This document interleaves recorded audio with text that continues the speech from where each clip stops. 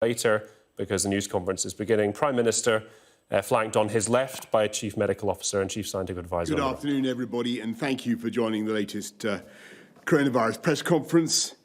Yesterday afternoon, I was briefed on the latest data that shows the virus spreading more rapidly in London, the southeast and the east of England than would be expected, given the tough restrictions that are already in place. And I also received an explanation for why the virus is spreading more rapidly in these areas. It seems that the spread is now being driven by the new variant of the virus, which we spoke about earlier this week and learned about earlier this week. Our advisory group on new and emerging respiratory virus threats, NERVTAG, has spent the last few days analysing this new variant. There's no evidence that it causes more severe illness or higher mortality, but it does appear to be passed on significantly more easily. NERVTAG's early analysis suggests the new variant could increase the R by 0.4 or more, and although there's considerable uncertainty, it may be up to 70% more transmissible than the old variant, the original version of the disease. This is early data and it's subject to review, but it's the best that we have at the moment, and we have to act on information as we have it, because this is now spreading very fast. The UK has by far the best genomic sequencing ability in the world, which means we're better able to identify new strains like this than any other country. The Chief Medical Officer last night submitted our findings so far to the World Health Organization, and will continue to be totally transparent with our global partners. There's still much that we don't know. While we're fairly certain the variant is transmitted more quickly, there's no evidence to suggest it is more lethal or causes more severe illness. Equally, there's no evidence to suggest the vaccine will be any less effective against the new variant. Our experts will continue their work to improve our understanding as fast as we can. So we're learning about it as we go, but we already know enough, more than enough, to be sure that we must act now. So I met ministers on the COVID Operations Committee last night, and again first thing this morning. Cabinet met at lunchtime to agree the following actions. First, we will introduce new restrictions in the most affected areas, specifically those parts of London, the South East and the East of England, which are currently in Tier 3. These areas will enter a new Tier 4, which will be broadly equivalent to the national restrictions which were in place in England in November. That means residents in those areas must stay at home, apart from limited exemptions set out in law. Non-essential retail, indoor gyms and leisure facilities and personal care services must close. People must work from home if they can, but may travel to work if this is not possible, for example, in the construction and manufacturing sectors. People should not enter or leave Tier 4 areas, and Tier 4 residents must not stay overnight away from home. Individuals can only meet one person from another household in an outdoor public space. Unlike the November national restrictions, communal worship can continue to take place in Tier 4 areas, and these measures will take effect from tomorrow morning. All tiers will continue to be regularly reviewed in line with the approach previously set out, with the next formal review taking place on the 30th of December. Second, we're issuing new advice on travel. Although the new variant is concentrated in Tier 4 areas, it is nonetheless present at lower levels around the country. So we're asking everyone in all tiers to stay local. People should carefully consider whether they need to travel abroad, and they should follow the rules in their tier. Those in Tier 4 areas will not be permitted to travel abroad, apart from limited exceptions such as for work purposes. Third, we must, I'm afraid, look again at Christmas. And as Prime Minister, it's my duty to take difficult decisions, to do what is right to protect the people of this country. Given the early evidence we have on this new variant of the virus, the potential risk it poses, it is with a very heavy heart, I must tell you, we cannot continue with Christmas as planned. In England, those living in Tier 4 areas should not mix with anyone outside their own household at Christmas, though support bubbles will remain in place for those at particular risk of loneliness or isolation. Across the rest of the country, the Christmas rules allowing up to 3 households to meet will now be limited to Christmas Day only, rather than the 5 days as previously set out. As before, there will be no relaxation on the 31st of January, so people must not break the rules at New Year. They must not break the rules at New Year. It's very, very important to emphasise that. I know how much emotion people invest in this time of year and how important it is, for instance, for grandparents to see their grandchildren, for families to be together. So I know how disappointing this will be. But we have said throughout this pandemic that we must and we will be guided by the science. When the science changes, we must change our response. And when the virus changes its method of attack, we must change our method of defence. And as your Prime Minister, I sincerely believe there is no alternative open to me. Without action, the evidence suggests that infections would soar, hospitals would become overwhelmed, and many thousands more would lose their lives. And I want to stress that we are not alone in this fight or in taking these types of decisions. Many of our European friends and neighbours are being forced to take similar action. We're working closely with the devolved administrations to protect people in every part of the UK. And of course, there is now real hope that we will soon be rid of this virus. And that prospect is growing with every day that passes and every vaccine dose that is administered. As you know, the UK was the first country in the Western world to start using a clinically approved vaccine. And so please, if the NHS contacts you, then get your vaccine and join the 350,000 people across the UK who have already had their first dose. Yes, Christmas this year will be different, very different, but we must be realistic.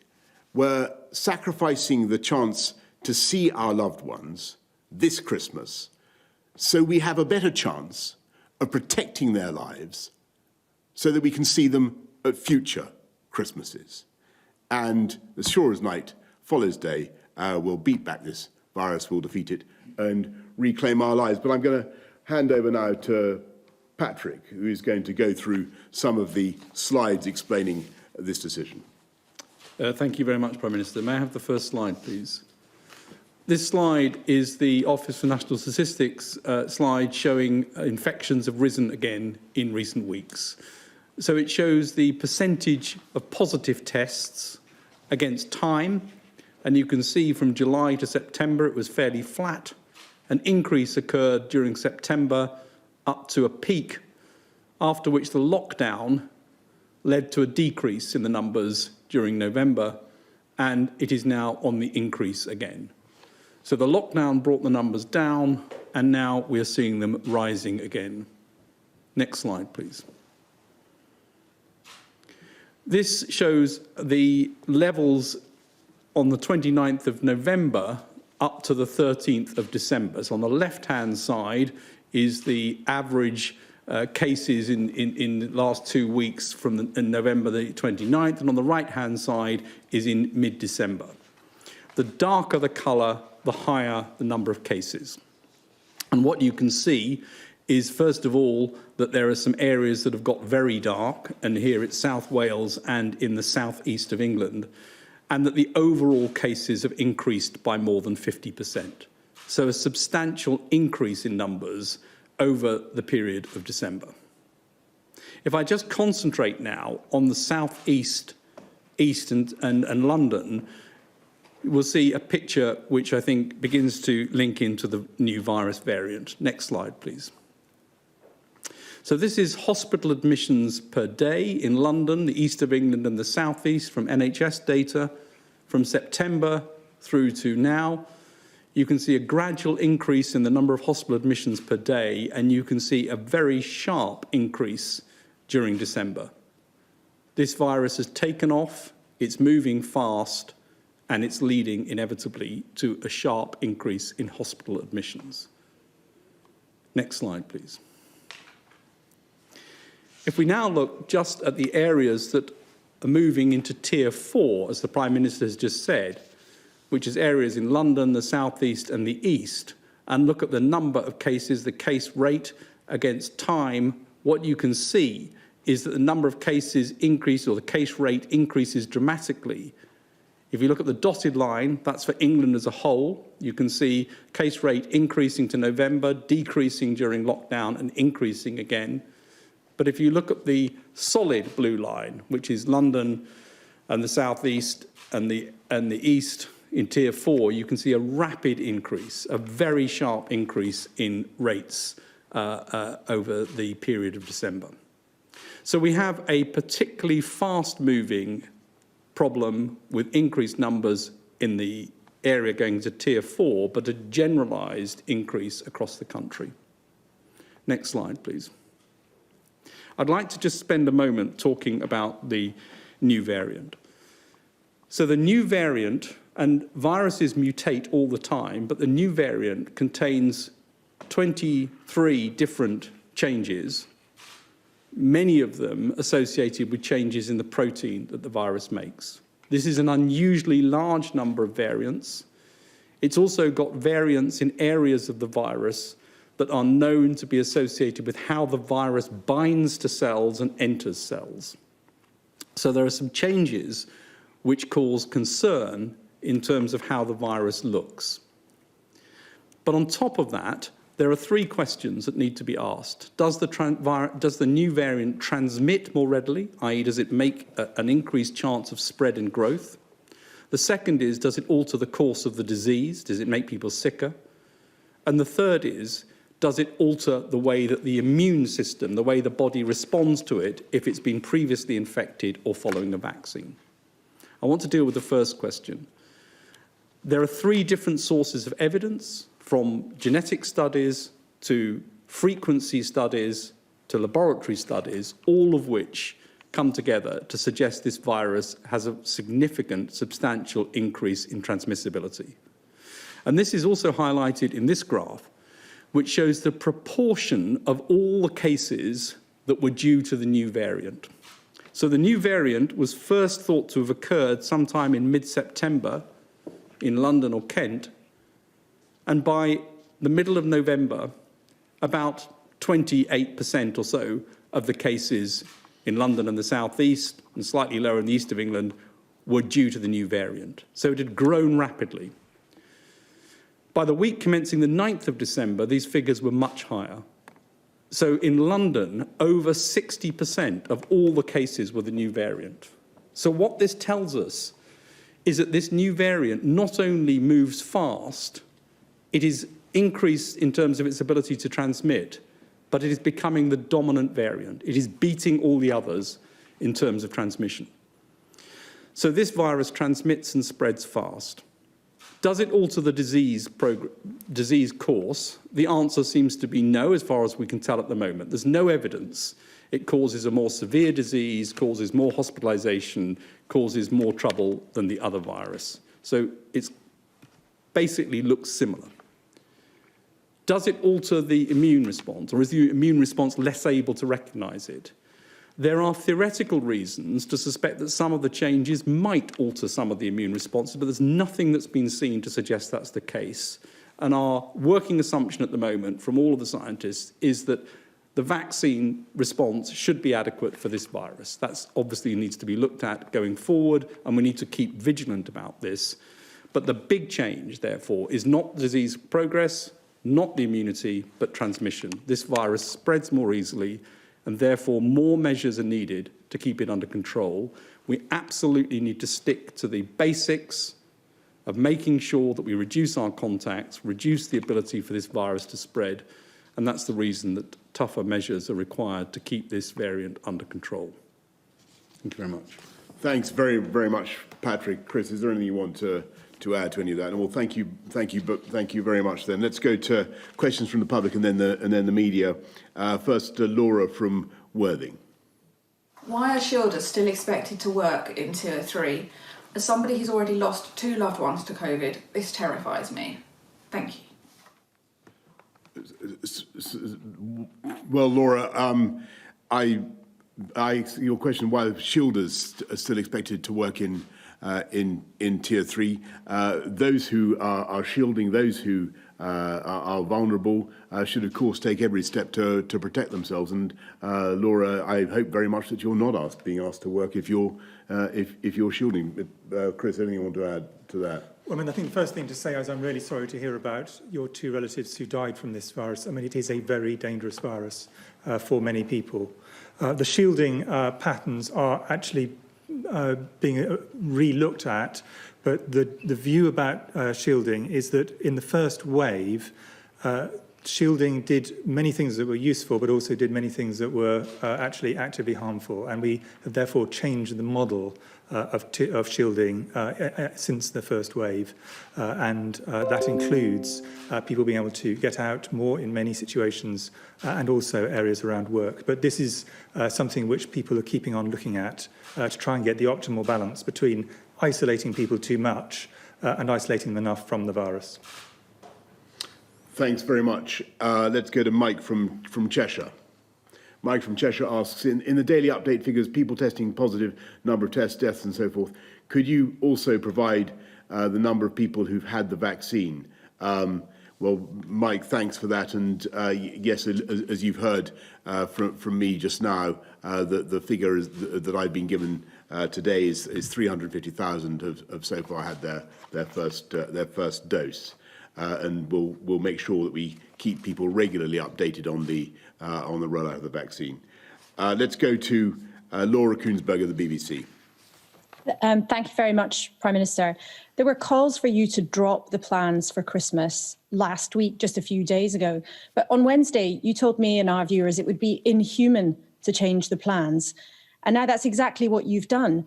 Aren't the millions of people whose plans have just been torn up entitled to feel that you just left this too late and you've caused them more personal disruption and upset by doing so? And can I ask the medics, you've shared some of the analysis of this new variant, but you mentioned that Porton-Down have been looking at this in the earlier press conference this week.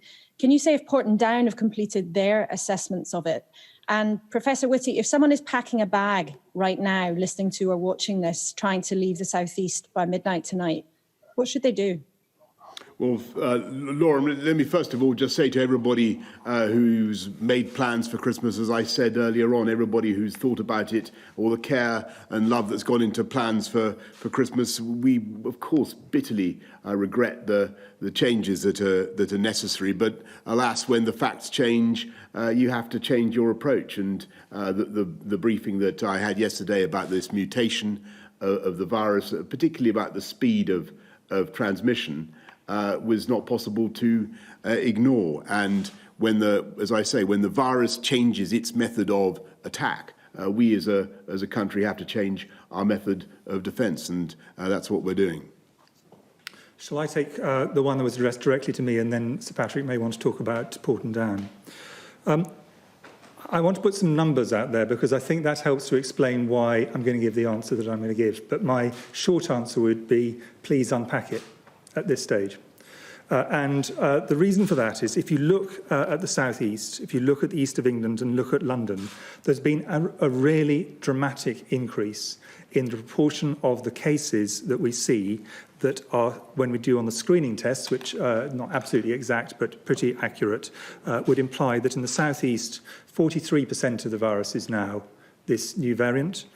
In the east of England, it's 59%, and in London, 62%. The numbers may vary slightly, but those numbers are broadly right. And those have gone up very, very fast over the last few weeks. So this has really gone incredibly quickly.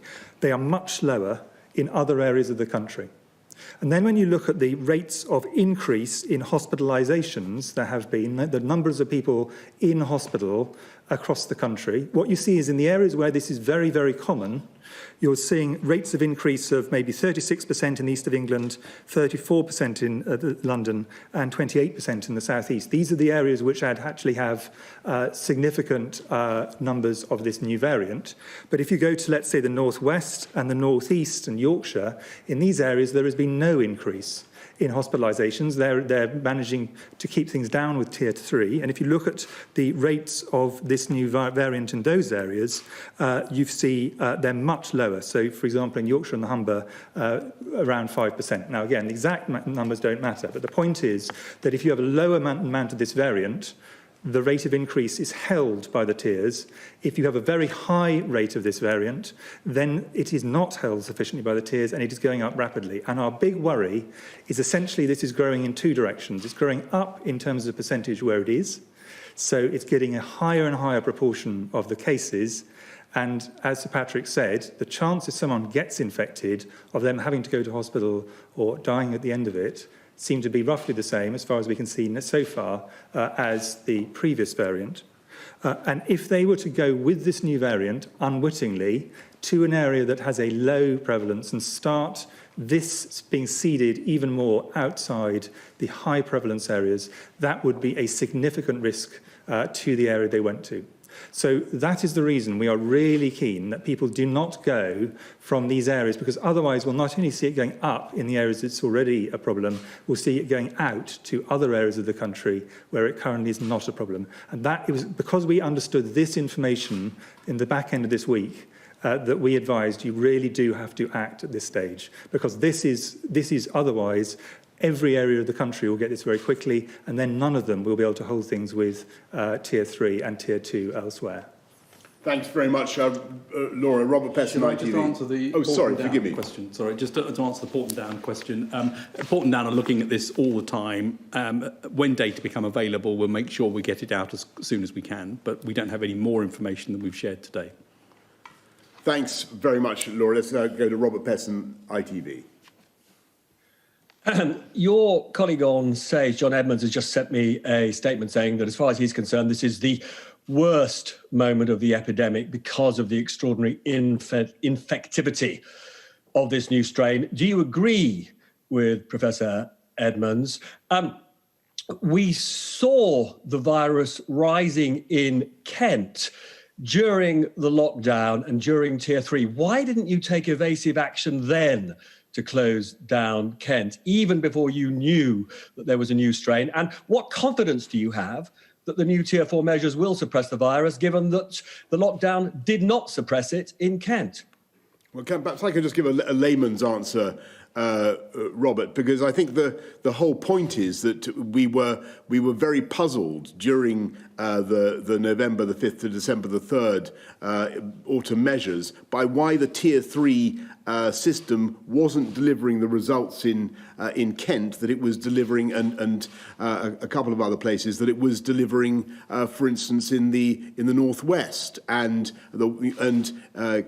clearly there was something going on. It's not really, I think, it'd be fair to say, until yesterday, as we've seen this data on transmissibility, that we've really got the answer that explains it. And today's action is a response to that change in the science. That's my layman's answer. Yeah, I mean, is it the worst moment? Well, I'm afraid there have been so many terrible moments in this epidemic. This is another one. But I have to say that in my own view, this is not the worst moment in the epidemic. And the reason for that is, although this virus is more transmissible, and we must do everything we can, which is what the Prime Minister has announced, to keep it as constrained as possible, keep it down as much as possible so it does not spread, we do have medical countermeasures. We have a vaccine already being rolled out, as the Prime Minister said, and therefore there is a prospect relatively in the sort of medium-term future where things could be quite a lot better. And if you think back to the dark days at the end of March and April, not only were the numbers going up incredibly fast, mortality was actually higher than now because medical treatment has got better, But we had no vaccines on the horizon, they were in the far horizon. So I think this is a situation which is going to make things a lot worse. There are some really optimistic things if you look once we get the vaccine out, assuming that the vaccine works against this, which I think at the moment is our working assumption. And that is, we really must hold the line. And my view, and Patrick will want to add to this, is what we must absolutely do is slow this down absolutely as much as possible. And if we can take it down from a doubling time of every 7 days, which it is in many areas, which is really fast if you think about that compounding up, and pull it right out, even if we don't manage to put it all the way down, and we hope we will, at least then we're not going to have this skyrocketing number, we're not going to have the numbers spreading out across the country, and that will give us a chance to get the vaccine out and protect the most vulnerable people, so that if it does then escape, what we have is the barrier of the vaccine to help protect them. So I think, this is a bad moment. That's the reason the decisions have been taken by the Prime Minister and ministers, but there is at least this prospect in the future. Yeah, I agree with that. I mean, this is a horrible moment for sure. I think we should, though, thank that we've got the genetic sequencing consortium that's actually got onto this very fast and found an explanation of what was going on. I think that's really important that we've got that, and we'll continue to utilise that resource in the UK. And we know what needs to happen to try and slow this down, and it's the basic things. I mean, although this is complicated in many ways, in other ways it's really simple. Reduce contacts, do the basics, face, hands, space. Make sure that that is what we do to try and resist the ability of the virus to spread from one person to another, and it will slow it down. And that's what we need to make sure we get on top of, as Chris said. I think this will slow it down, and we need to make sure we keep a lid on this. It's not a good moment for sure, but it's one that's controllable. And as Chris said, there is an important light at the end of the tunnel with vaccination having started. Thanks very much, both. And thanks, Robert. Let's go to Sam Coates of Sky News. Prime Minister, this decision will be upsetting for millions of people. So could you just speak directly to everyone suddenly now spending Christmas Day alone? What hope can you give them? And similarly, what's your message to people considering gambling and breaking the rules? And finally, how long realistically do you think everyone will have to stay in Tier 4? Is there any chance it's in place until enough people have had a vaccine? And to the two scientists, is the new strain impervious to social distancing measures? Might the 2-metre rule and existing face coverings no longer be enough to protect people? Would you travel in a train carriage through Kent tonight? Well, thanks very much, Sam. Obviously, these measures, as I say, will be reviewed like all the others every 2 weeks, and there'll be a chance for Parliament to consider them, obviously, along with all the other tiering questions at the end of January.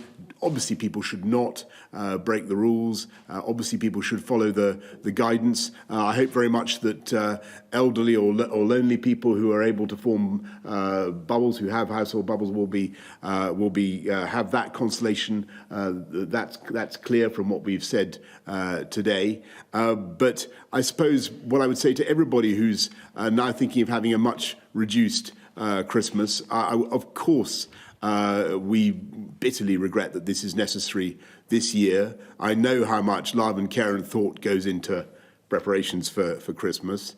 I suppose the message is, that this is the year to lift a glass to those who aren't there, in the knowledge that it's precisely because they aren't there to celebrate Christmas with you this year that we all have a better chance that they'll be there next year to celebrate Christmas with you. I suppose that would be my message, Sam, to the country.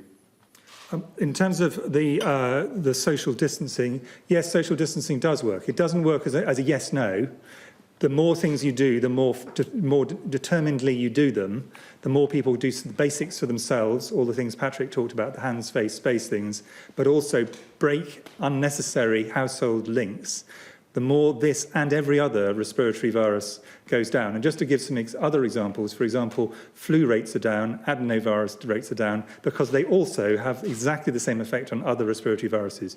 We do not think that the current measures will not work against this, but we're going to have to do a lot more in a sense, to stand still. It's like you were cycling up a steep hill and now you've got the wind against you as well. You just have to do that much more to actually keep going. And that's really what we're going to have to do. But the actual tools themselves unfortunately remain the same tools. And would I go through Kent? Not unless it was absolutely necessary, not because I don't love Kent. Kent is fantastic, but because this is not the moment with this virus circulating to have unnecessary travel. So only if there was a very good reason. Thanks very much, Sam. Let's go to Chris Hope of the Daily Telegraph.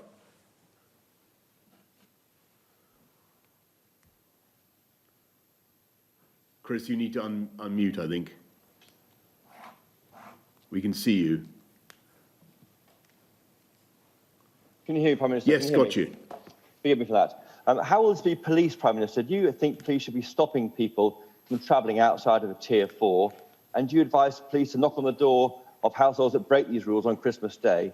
And are these an admission that the tiers have failed? Are we back to essentially lockdown until March? And just for the scientists and medics, I wonder why Britain has got this one so bad, this variant so bad. Which other countries have it?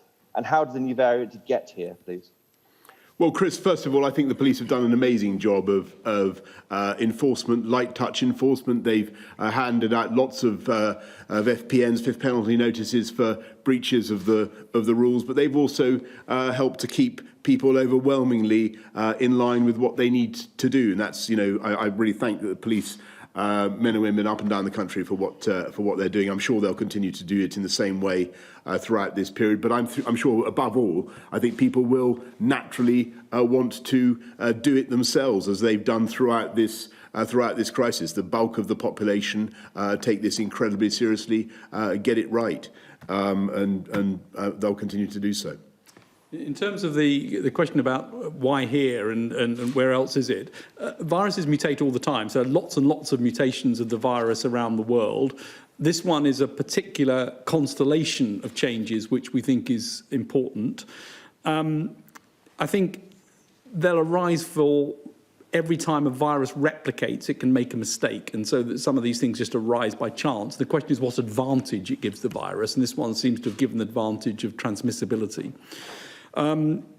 We think it may be in other countries as well. We think it probably is based mainly, we think there's a large outbreak in the UK. It may have started here, we don't know for sure. There will be other types of mutations around the world. It's very important that this sequencing effort to try and find out what the sequence is doing, how much has changed, is looked at a global level, and we start to get a handle on where these changes are occurring in the virus across the world. It's going to be an important part of surveillance going forward. Brill, thank you. Nigel Nelson, Sunday Mirror. One for the Prime Minister. Given you were at least aware that there was a new variant of the virus out there as far back as November, do you now feel it was reckless to promise 5 days of Christmas against scientific advice? And if I may ask Chris Whitty a question, earlier in the week you were talking about keeping meetings at Christmas time short without specifying what short was. Can you say now for tiers 1, 2 and 3 whether that should be seeing Granny for a cup of tea for an hour, a 2-hour Christmas lunch, or 4 hours going to sleep over the telly? Well, no, Nigel. First of all, thank you very much. But we've always taken account of scientific advice, always tried to follow it. And that is what we're doing today, because the science is clearly changing and has changed in the sense that our understanding of this new virus, its transmissibility, has been radically shifted just in the last 24 hours, and certainly the understanding of the people before you here this afternoon. And we simply can't ignore that. And that's why we're taking these extra steps today to protect the country. In answer to the question you put to me, I mean, what I said, and I'm very happy to repeat it, is to the extent that you possibly can, keep it small, keep it short, keep it local, and remember the vulnerable are vulnerable. And that is still absolutely the message. So if you've got your grandmother, you really want to minimise the amount of contact. You want to keep it at a distance. You do want to have the shortest period you can, because what you really want is to get to the point when your grandmother has been vaccinated, ideally when you and people around you have been vaccinated, taking the risk right down. At that point, we're in a different place. But at this point in time, at this really, really critical and dangerous time, pre-vaccine but high transmission, I would repeat it: keep it small, keep it short, keep it local, and remember the vulnerable. And short should mean as short as you can manage with a reasonable social interaction. And I think one way to think about it is assume you could be infectious. I mean, it's not somebody else's issue, it's your own issue. You might be infectious, and that's the way that we have to behave at this moment. Assume you might be infectious. Yes, it can't be stressed too often that a lot of the transmission of the infection is by people who don't have symptoms at the time. And I don't think people have still now fully get that in the way that perhaps they need to. It's absolutely vital, I think. I think 1 in 3 infections are transmitted asymptomatically still, and people really need to realise that. Can we go to Anna Mikhailova of the Mail on Sunday? Prime Minister, you said earlier that when the facts change, you have to change your approach. But the facts 3 days ago were you knew about the new strain and you knew that infections were rising. And still you said it was too late to cancel Christmas. How do you expect people to follow the rules when they keep changing? And secondly, another question for you, Prime Minister. Are you going to put any additional support in place for businesses and shops that are having to close now? Thanks, Anna. Well, on the facts of the science, I think we've tried to spell out this afternoon what has changed, and what has changed is the velocity of transmission, our understanding of how fast this disease is transmitted, and the susceptibility of people to getting it. As I say, NervTag thinks it's up to 70% more transmissible now than the old variant. We simply can't ignore that.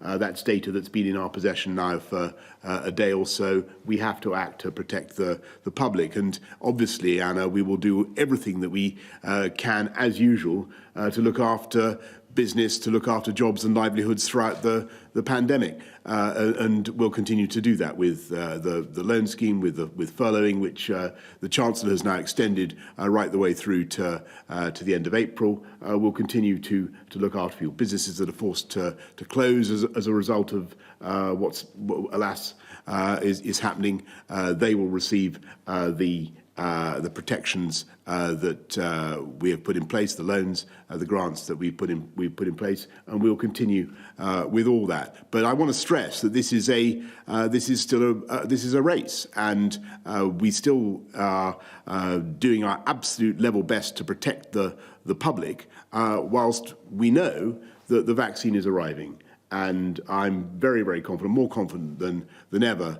that we'll get that vaccine into a significant proportion of the population by the spring, and that things will be radically different for our country by Easter. I'm absolutely convinced of that. And although this is unquestionably a difficult moment in the campaign against this virus, in the struggle against this virus, those fundamental facts, that fundamental reason for optimism about the progress that we have made, that remains unchanged.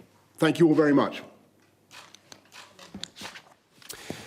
It's 10 to 5. You're watching Sky News 6 days before Christmas. And if you missed any of that news conference held by the Prime Minister, his Chief Medical Officer and his Chief Scientific Advisor, here are the main things you need to know. It's been confirmed that London and much of South East England and the east of England is going to go into Tier 4, a new tier, from midnight tonight.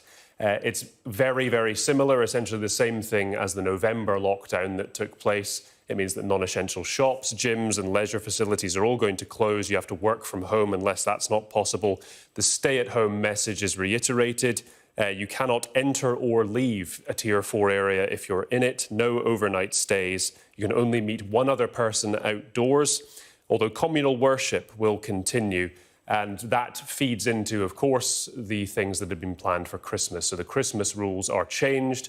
If you are in Tier 4, your Christmas household bubble joining is effectively cancelled. Let's tell you the Tier 4 areas just very quickly, because he didn't mention them in a list form. Kent, Buckinghamshire, Berkshire, Surrey, excluding Waverley, Boroughs of Gosport, Havant, Portsmouth, Rotherham and Hastings, all 32 London boroughs and the City of London, Bedford, Central Bedfordshire, Milton Keynes, Luton and Peterborough, Hertfordshire and Essex, excluding Colchester, Uttlesford and Tendring. That information will be online on our website, I'm sure, if you can double-check it. Let's speak to our Deputy Political Editor, Sam Coates, who's in Westminster, was watching that and asked a question at the news conference. Sam, we did expect that it was coming. Christmas has changed dramatically for a lot of people.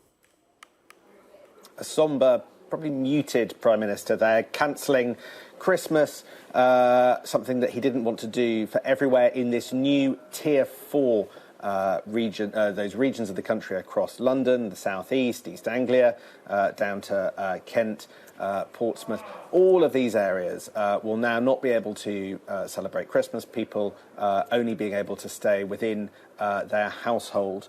And the Prime Minister placing the blame, the responsibility for this on at the feet of a new strain of coronavirus that really they've known about just for a matter of days, and the data about how quickly it spreads only being given to him last night, and today he decided to act. For me, the most important part of that press conference was some of the eye-watering numbers that we saw come out. The weekly average case rate in England has increased by 66% in 2 weeks, they say. That's in part down to the new strain. And in London, it doubled over the last week. And the new variant, this new strain that's at the heart of so many of the cases, well, that accounts for 60% of infections, he said.